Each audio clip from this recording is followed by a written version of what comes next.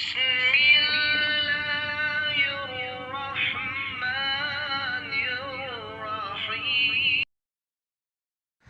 اللہ الرحمن الرحیم سورۃ المسد۔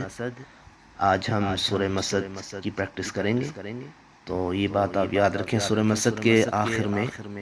جو حروف ہیں ان میں قلقلہ ہوگا، وہ با کی صورت میں ہو یا دال کی صورت میں ہو، یعنی آواز ظاہر ہوگی۔ اب پہلی آیت کو دیکھیں، تبت یدا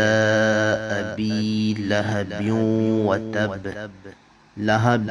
وتب، یہاں اپنے فوکس کرنا ہے، لہب وتب نہیں پڑھنا، بلکہ یہاں ادغام ہوگا، غنہ ہوگا، لہب وتب، ما اغنا، ما کو لمبا کریں گے، اور اغنا غین کو حروف حلقی میں سے ہے تو موٹا پڑھیں گے، ما اغنا عن،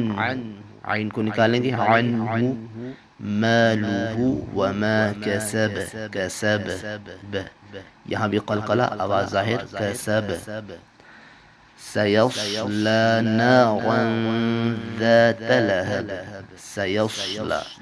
صاد کو موٹا پڑھیں گے اور سیٹی کی آواز پیدا ہوگی، آواز جاری رہے گی، نارن پہ غنہ ہوگا، اخفا ہوگا، نارن ذات، ذات، دال کو ادا کرتے ہوئے زبان ثنایا علیہ کی نوک سے لگے گی، یعنی سامنے والے جو اوپر والے آپ کے دو دانت ہیں وہاں لگے گی زبان، سیصلی نارا ذات لہب، لہب، یہاں بھی آواز ظاہر ہوگی با پہ، لہب، وامرأتہ، وامرأتہ یہاں غنہ ہوگا، حمالۃ الحطب، حطب، طا کو موٹا، حطب، طب، فی جیدہا حبل من مسد، حبل غنہ اور میم دونوں پہ، حبل من مسد۔ اب ہم پوری سورت کو پڑھتے ہیں ترتیل سے۔ اعوذ باللہ من الشیطان الرجیم،